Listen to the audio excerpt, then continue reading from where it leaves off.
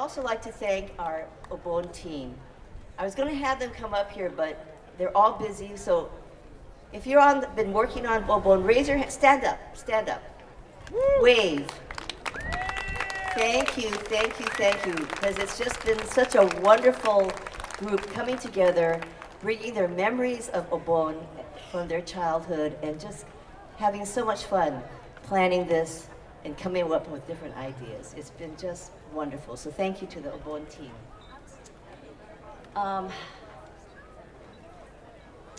Many of you know what's happening in Hawaii, and it's been a difficult week for those of us who are from Hawaii.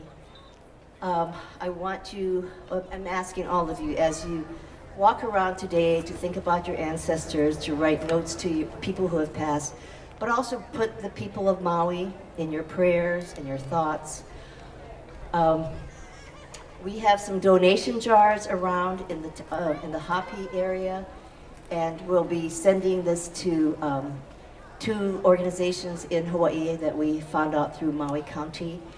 And prayers and donations, it's just been devastating and unlike anything I've ever seen in my home state. So keep them in your hearts and your prayers, and let's try to do what we can for Hawaii. Please enjoy all our food trucks, our merchandise. We have great spam musubi for sale in the Hapi tent, wonderful artists, and also a great children's activity tent. So please go and take your kids, have fun, and enjoy. All right. Any questions? Just joking. Okay.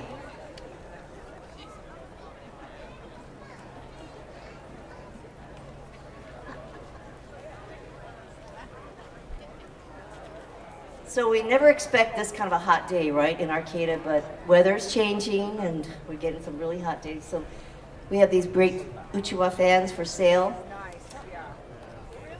and they feel so good. So keep hydrated, there's water, fan yourself, and just have a great time. It is a time that we think about our people who have passed, and we think about our ancestors. This kind of odd-looking vest I'm wearing actually is my grandmother's that she gave me sometime way back. So think about people who've been in our lives, who've influenced us, and who made us who we are today. So that's what OBON is about, to thank our ancestors and our relatives and to really feel about family. Now I would like to introduce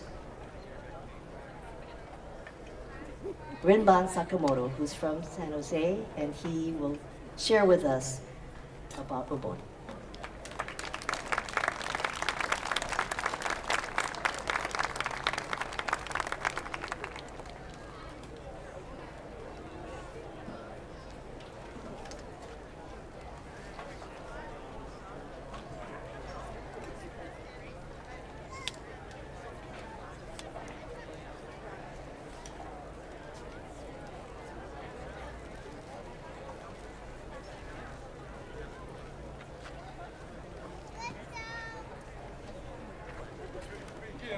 私 means OBON odori. We kibbutz in the front. They're saying, go like this, go like this. Okay, that's my wife, and that's Anne. So it's good to be here again for this year's second Humboldt OBON Festival. And it was really nice to be asked to be a part of this festival. Last year we were asked because they wanted to have something that connects the festival to the roots of OBON. And many of you may know that OBON originates from a Buddhist story. The story is from the Ulambana Sutra. The sutra is a Dharma message that is attributed to the historical Buddha, Shakyamuni, who lived in India 2,500 years ago. And it's out of his experience of enlightenment that the many traditions of Buddhism flow. And there are many, many different schools of Buddhism. In Japan, there are a variety of Buddhist schools, and the schools of Buddhism tend to be grouped by region. So we think of Vietnamese Buddhism, Japanese Buddhism, Chinese Buddhism. Within these cultural boundaries are found many traditions of Buddhism. OBON is unique to Japan. It originates in Japan, this Obon festival. The Obon story, of course, again goes back to Shakyamuni Buddha. But the festival where we remember those who have lived before us and acknowledge the importance of their lives is somewhat special to Japanese culture. And so you'll find Obon observed by Japanese communities. The story that this originates from, the story of Shakyamuni Buddha's disciple Moggallana, is about when Moggallana decided to become a disciple, a student of Shakyamuni Buddha. He left his mother entrusted to his relatives and friends. And he felt that this was the best way that he could become a student of Shakyamuni Buddha and still care for his mother. Many years later, when his mother died, he looked through the mythologies, that he looked through the realms of existence and found his mother in the realm of hungry ghosts, pretas, where everything that they touch bursts into flame, so they can never satisfy their hunger. And when he saw his mother in this realm of hungry ghosts, he asked Shakyamuni Buddha how might he be able to free his mother. And the instructions of Shakyamuni Buddha was not to go deeper into meditation, not to be more strict with your discipline, but rather to go out and do something for his fellow monks, to acknowledge the importance of the family and friends that had gathered around him, to share what he had with his friends. And when Moggallana returned to his meditation, he found his mother had been released from this realm of hungry ghosts. The realm of hungry ghosts is one of the kinds of experiences that we have when our hunger is insatiable. We want something so bad we would do anything to get that which we want. And that kind of desire, which has no bounds, causes difficulties for ourselves and for others. And when we are able to recognize this deep connection that we share with the life around us, we kind of begin to break down these boundaries that separate us, and doing so free us from that realm of hungry ghosts, a realm that we might find ourselves in on a regular basis when we want something that we can't get, when we want to do something that we can't do, or be with someone that we can't be with. Our disappointment, our anger, our greed can begin to drive us in a direction that results in, again, difficulties for ourselves and for others. So when we dance at this Obon festival, it's the dance that Moggallana celebrates the release of his mother and acknowledges the importance of the relationship that we share with the world around us, that we do not exist alone, but that in fact we exist as a result of all of these causes and conditions made up by our friends and family at the gathering that bring us together on this evening. So later, as you dance, we celebrate the acknowledging this deep connection we share with all life. I'll read a portion of the larger sutra called Juseige. In this Juseige, the Bodhisattva Dhammakara is before his teacher, the Buddha Lokeshvara. And Dhammakara vows before Lokeshvara to find a way through which all beings might be freed of the difficulties that we cause and experience. Dhammakara goes on to practice and to fulfill this promise, and in doing so becomes the Buddha Amida. And the Buddha is central to the school of Buddhism that I belong to. It is an acknowledgement of the relationship again that we share with the world around us, that the assurance of Amida Buddha provides for the enlightenment of all beings. So as we reflect upon that, it's a life of gratitude, appreciation, is a practice of this tradition of Buddhism. Again, I'll read a portion of the larger Pure Sutra called the Juseige.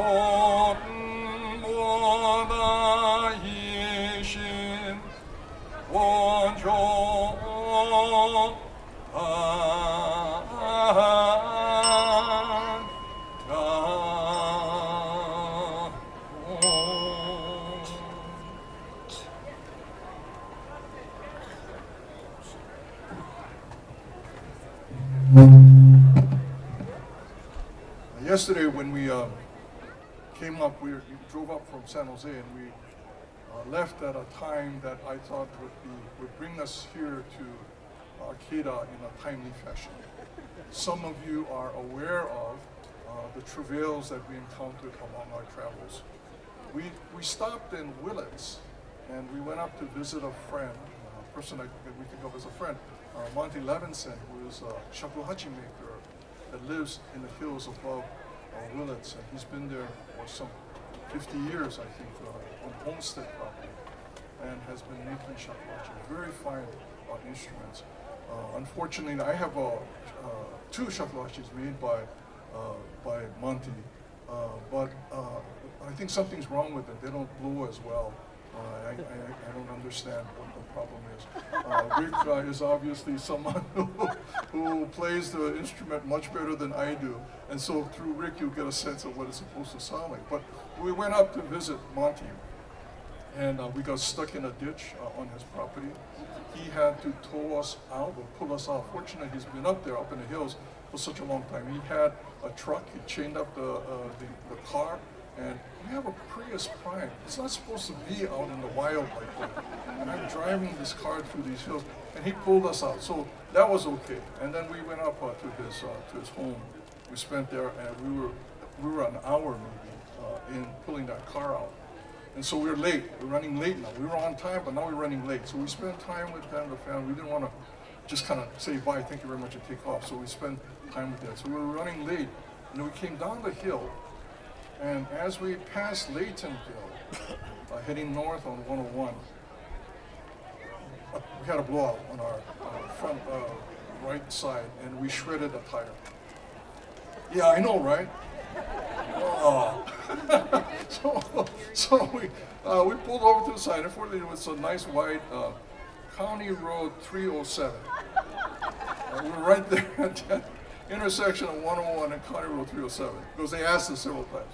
And so we were parked there, called AAA. AAA said, okay, we'll be there.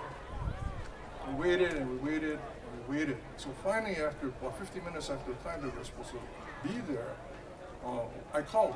And they said, oh no, they're they're out of hours, so they can't come.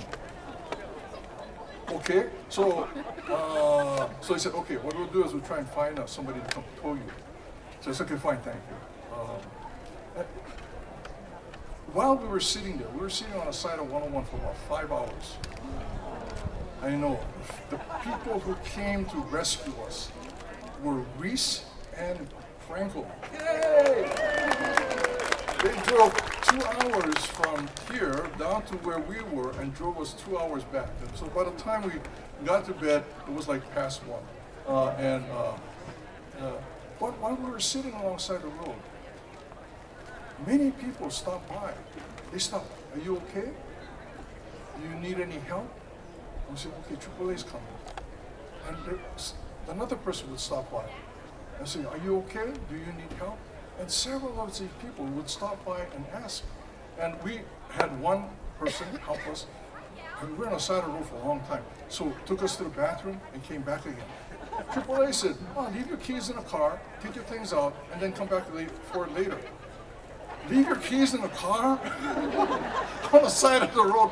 I don't know, not a good idea. But so we stayed with the car. Matt, who owned the shop about a mile up the road, came, do you need equipment to fix your car? So when the people come down from Arcata, if you need any equipment, any tools, let me know, give me a call. I'm up till 2 o'clock in the morning watching TV anyway. And helping somebody on the side of the road is much funner than watching on TV. There were so many people that stopped by to check on our well-being. There was a police officer, a highway patrolman, Officer Souza, who stopped by 3 times. The first time he came by and he went back and he came back up again, stopped again, and finally he came and when Franco and Arisho stopped by again and helped with repairing or putting Franco's spare tire onto our car. I think that when I think about this story, and you can share it, the crazy person that came up from San Jose spent 5 hours on the side of the road waiting for help.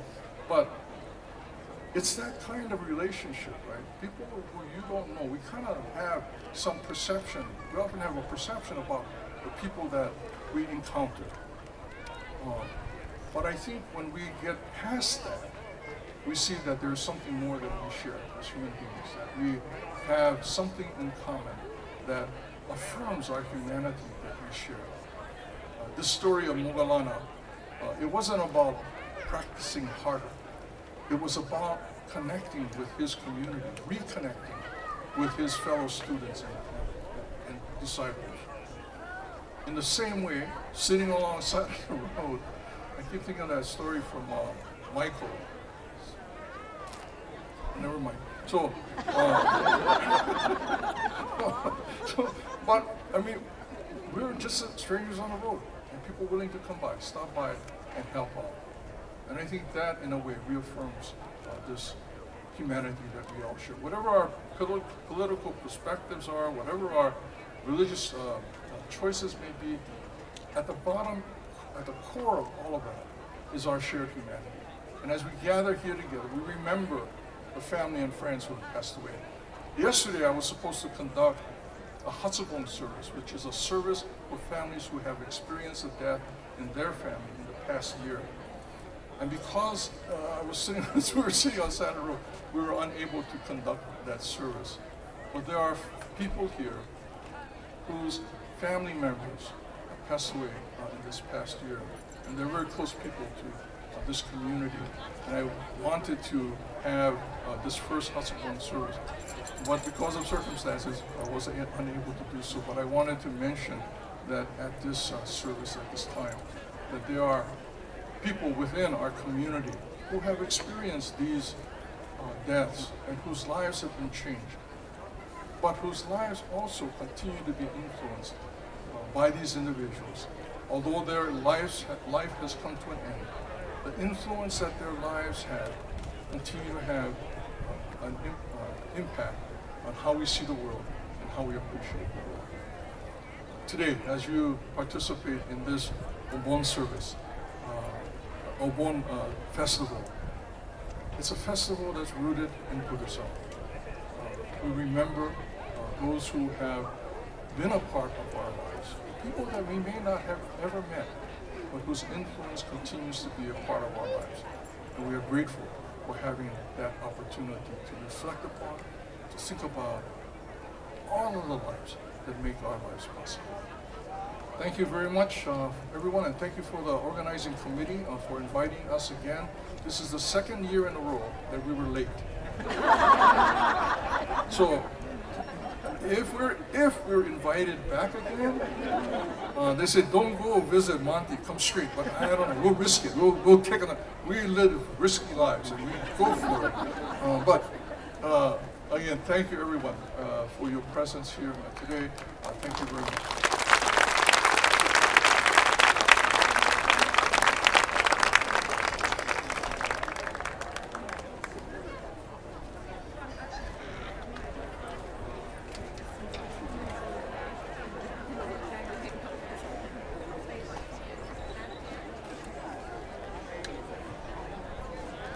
Thank you, Rinbody. He really sets the tone for OBON. You know, it is a time that we think about people who have passed, and I am sorry that we didn't have the Hatsubon last night, but I'm glad you're safe, and thank you to Franco and Reese for going down to get them.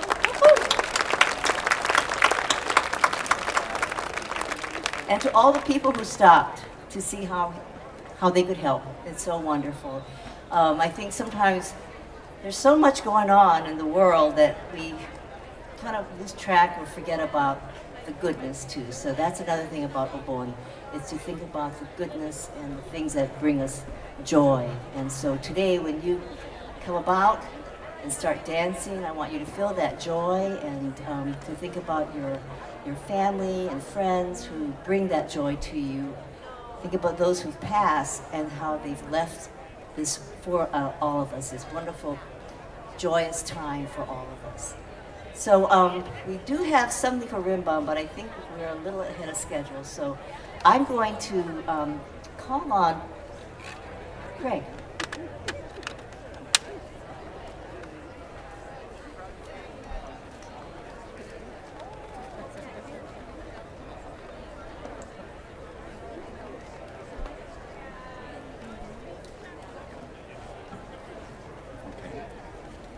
So this is Craig Kuromada, and he is just an amazing folk dancer, and he put together all of our Bon dances and taught us here, and he's going to be sharing with you more about what Bon Odori is about. Thank you, Marilyn. Welcome, everyone. This is a really wonderful time. The fact that we're having this festival second time is just a real testament to the willpower of the Hopi community here. When when we first started doing this, when we were going to do this last year, they came to me and they knew I was a dancer, and they knew that I knew these Bon dances and that I could teach them. And that was the proposal. They said, Craig, why don't we're going to have an Obon festival here in Arcata. And I looked at them and I just said, and all 10 people will come? I had no idea. No, I really was blown away by the fact that there's a very small Asian community, as you may know. Humboldt County specifically has a very, very difficult, hard history dealing with Asians. If you didn't know, I'm not going to tell you the stories about that. You know about them, I think.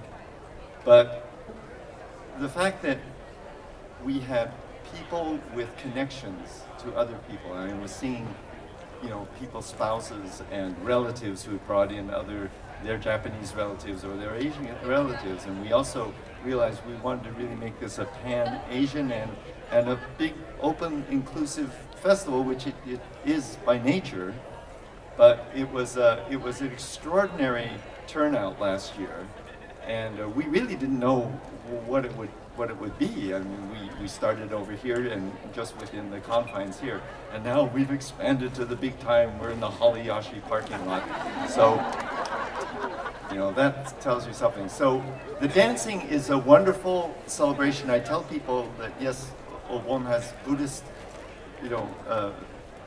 some religious origins, but the dancing can be very secular and very modern. One of the things that I love about it is, even though there are, quote, traditional dances practiced everywhere, traditional folk dances, but the thing that I really love about Obon dances is that in Japan, there's no problem with coming up with a new dance. As a matter of fact, everybody says, well, what's the new hot dance this year? So they're constantly coming up with new dances and changing and adapting new ones. And you can dance with fans, round fans, folding fans, castanets. There are all kinds of props or things that you can dance with. I even saw one that had those triangle pennants. It looked like a drill team, but that's the way it was. It was, and the flexibility of bringing in all of these new kinds of dances. So when we ask you, you can join right in, and you don't have to know these dances. We're going to have a little leaders circle right up here. You just look up and you try and imitate what the moves that we're doing. If you're on the wrong foot, don't worry about it. If you raise your right hand instead of your left hand, don't worry about it. Daijoubu, don't worry about it. Just enjoy yourself. We do go counterclockwise.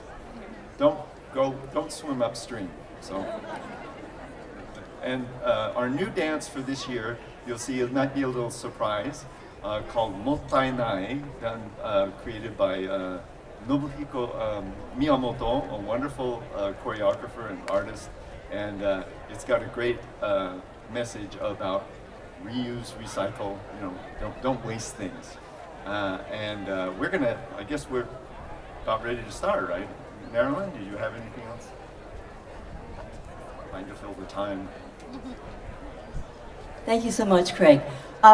Before we start dancing, I do want to share with you that Haliyashi has put this beautiful set. It's called Lani Earrings and Necklace, and 25% of the sale will will go to Maui. So great way to support a local business and to support what's a donation to our Maui Ohana. I'd also like now to, where's Rinbon? Did you listen? Rinbon, come back up here.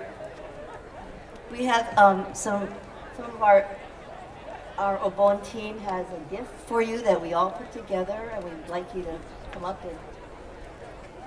An extra spare tire? So.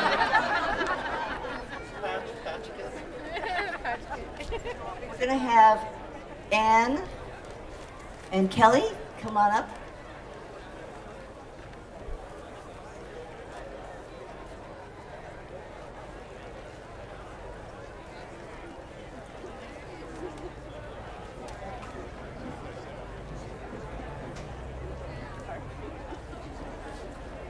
Sensei, you make us so happy that you come. Thank you. And especially with all the travails of this trip, you will see that there is an emphasis on emergency nourishment here. These are various forms of things made locally, even Lacey's, which is sold very widely as a local product. So anyway, this is a small way to express our gratitude. I look forward to the next time there's stop along the road. Thank you very much, everyone. Oh, asparagus. That was awesome.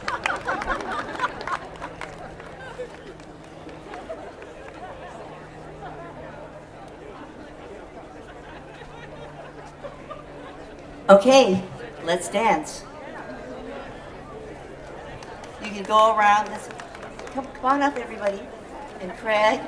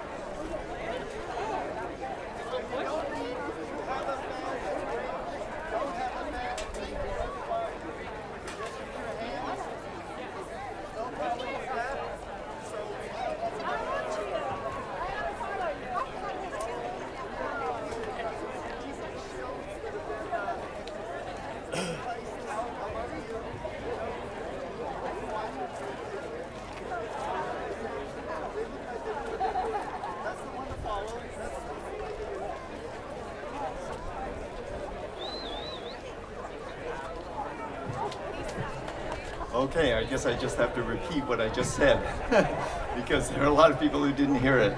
So it's all right to join the circle. You don't need a fan. You don't need anything. You can just use your hands. Just follow the lanes. It's not a race. We're not taking bets on who finishes first. There's no finish line, as you might see, in a very wonderful philosophical way. Okay, we do have some extra fans, but please don't take them home with you. Please leave them for us. And we have some fans, and they're right in the back here. Please come and get them if you really want one.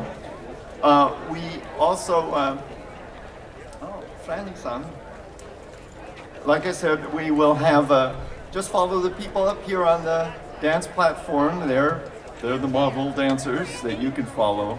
And, you know, it doesn't matter if you step on the wrong foot or, well, unless it's somebody else's foot. If you step on the wrong foot or raise the wrong hand or you face the wrong direction. But just keep the flow, traffic flow, going counterclockwise. Now that you all have digital, watches, it doesn't matter. But okay, I think we can.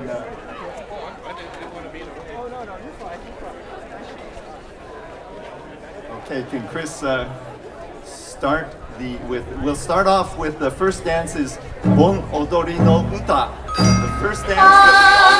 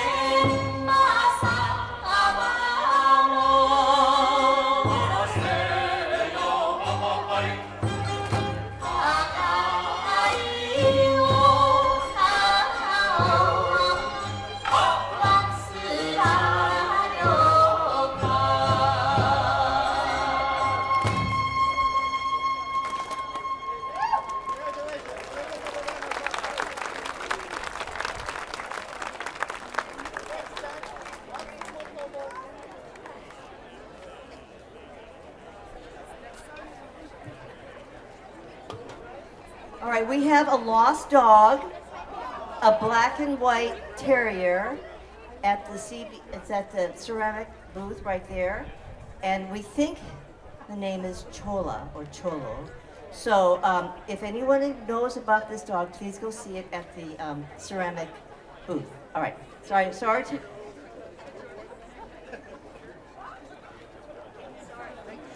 This looks wonderful, by the way, everyone dancing.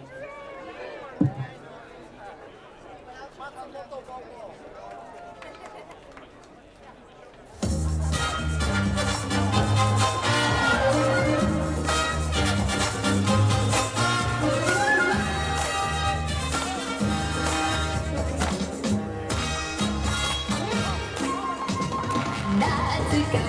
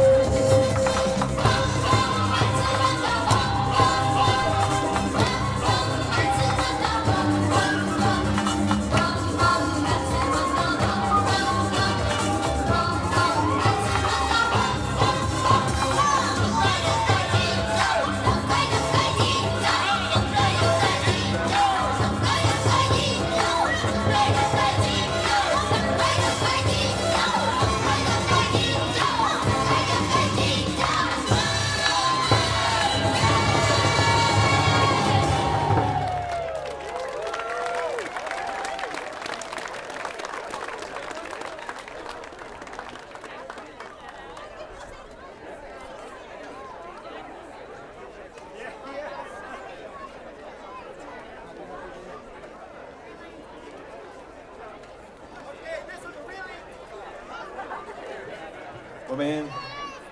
Oh no, this next one's really easy, really easy. 1 たす1の運動, 1 plus 1.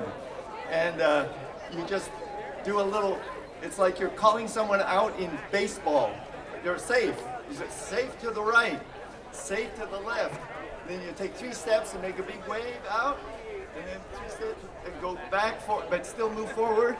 And then you snap your knees 4 times. Clap in front, clap behind, and 3 more claps, like you're swatting mosquitoes out on the Manila dunes.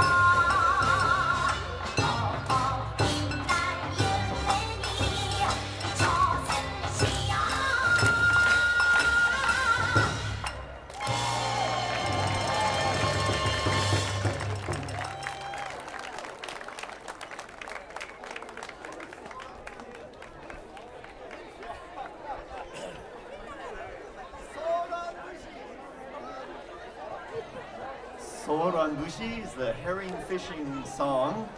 So you'll see all of the actions of throwing out the nets and sailing in your boats and pulling in the ropes. Soran Bushi.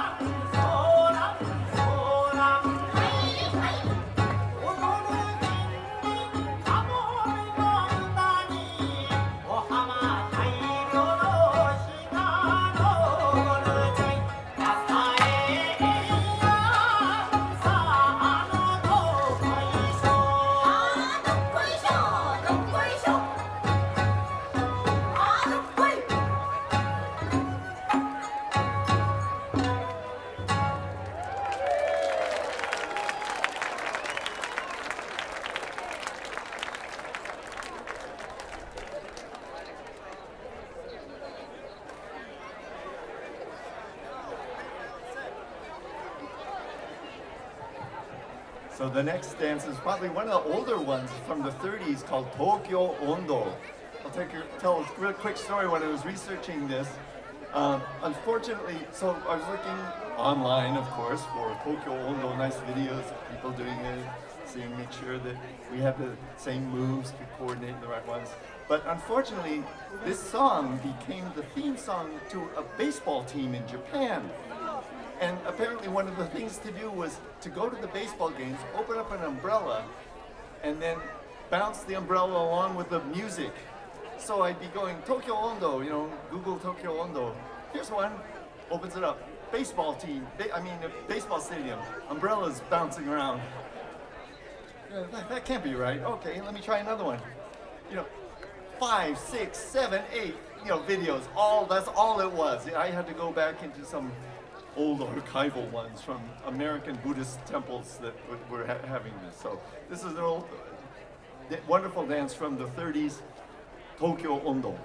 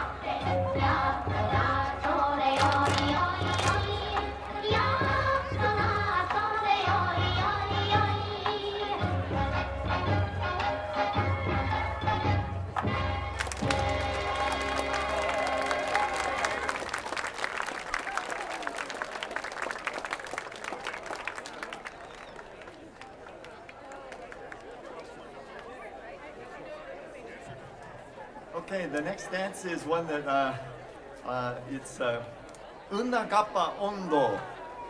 Hey, oh, we got some fans of Unagappa Ondo. Okay, so this was taught by a wonderful Tamaoke sensei that I learned at Stockton folk dance camp. It was a folk dance camp, and so we learned this is a wonderful dance. It's sort of the original story of what kappa are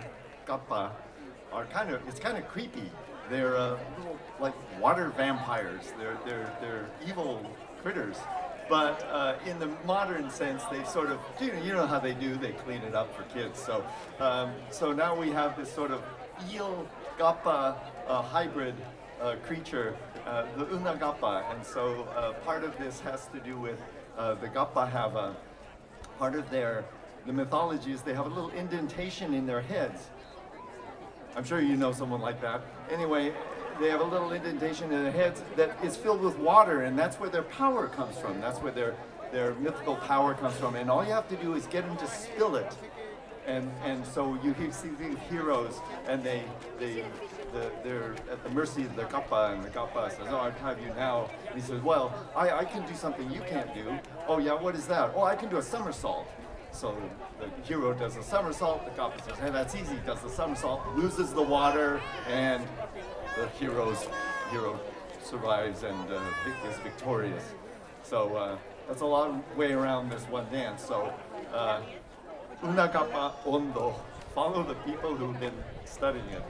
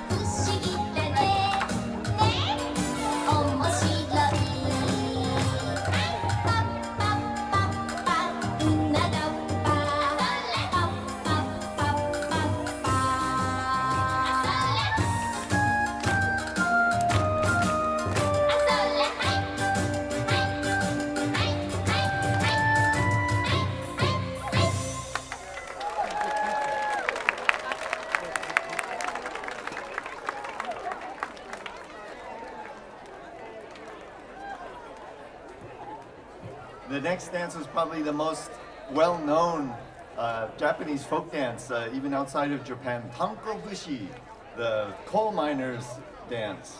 I think a lot of people, if they had any experience with any Japanese dance, this is probably the one dance that they might know. It starts out with the digging the coal, right, and throwing the coal over your shoulders and wiping the sweat from your brow and pushing the cart forward. Tanko Bushi.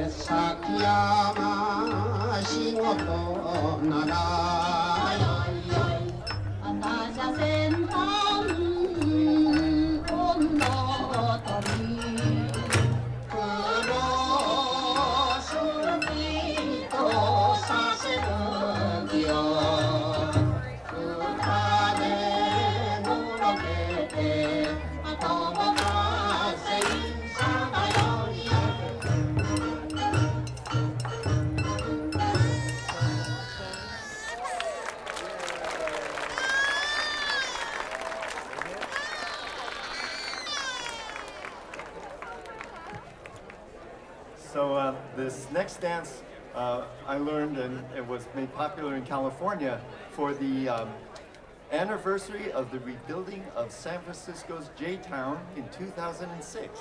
Got that all right. And it was also the 75th anniversary of OBON in America, apparently. And this was a big hit. So this dance was learned by so many groups. We came to do it in San Francisco's Japantown. I don't know if any of you were there in 2006 to remember to do this.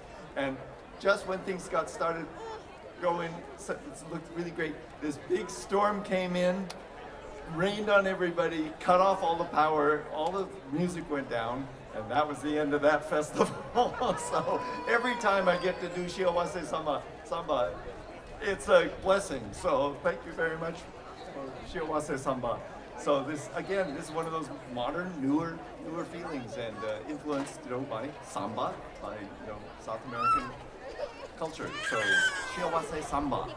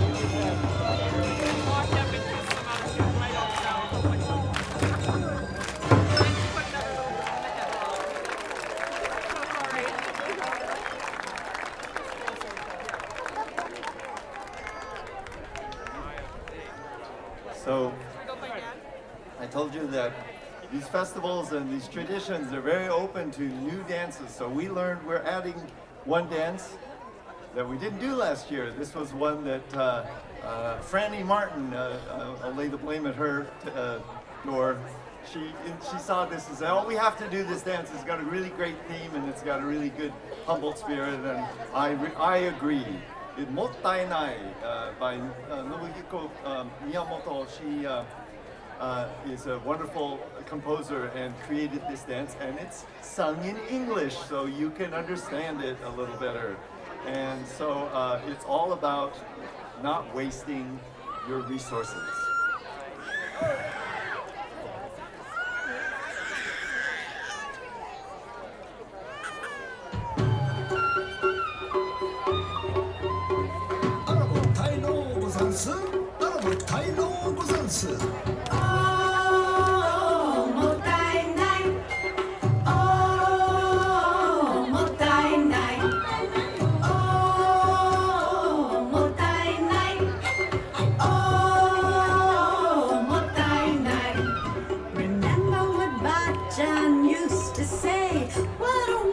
What a shame what you throw away.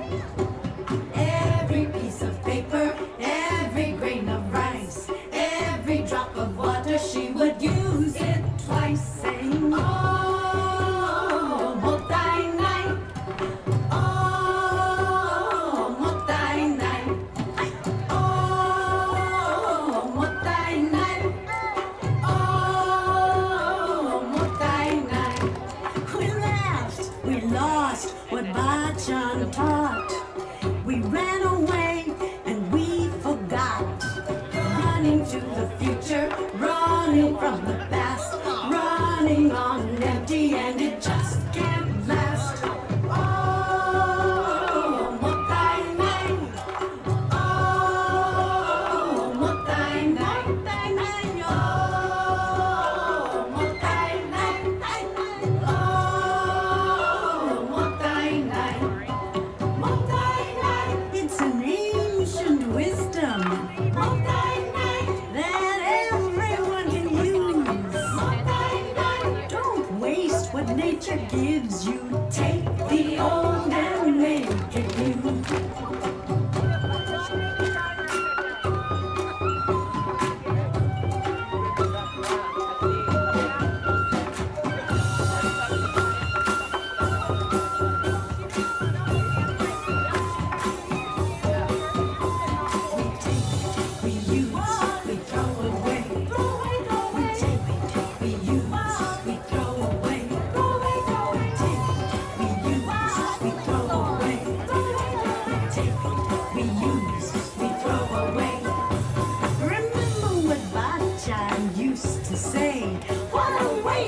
a shame what you throw away. Every piece of paper, every grain of rice, every drop of water, she would use it twice, saying, oh, motai nai, oh, motai nai, oh, motai nai, oh, motai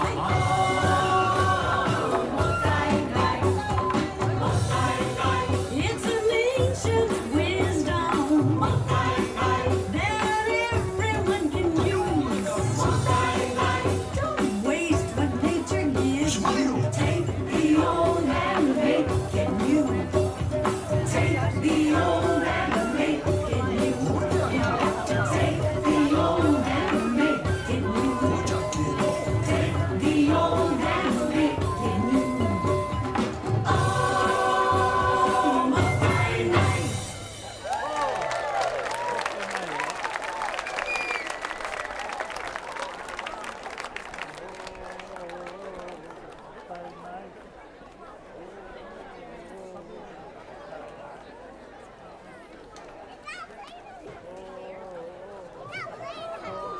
Okay, so, gee, we ran through these dances a little faster than planned, so I guess they wanted me to describe them a little more. But well, you'll get another chance to do it at 7 o'clock.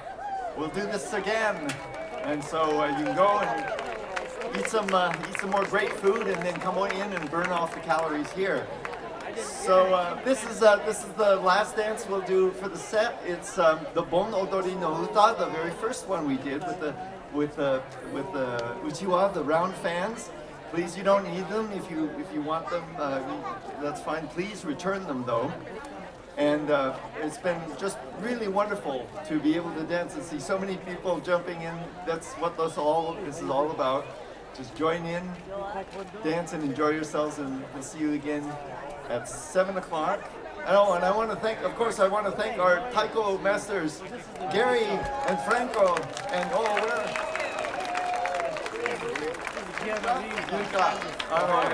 yeah, okay, they're here, they're around. Congratulate them when you, oh, there they are, and Totoro here. Hot boiled Totoro, I think. All right, so, okay, Bon Odori no Uta, and we'll meet again for dancing, and then it's Humble Taiko coming up, right? Hi, oh, hey. World famous Humble Taiko.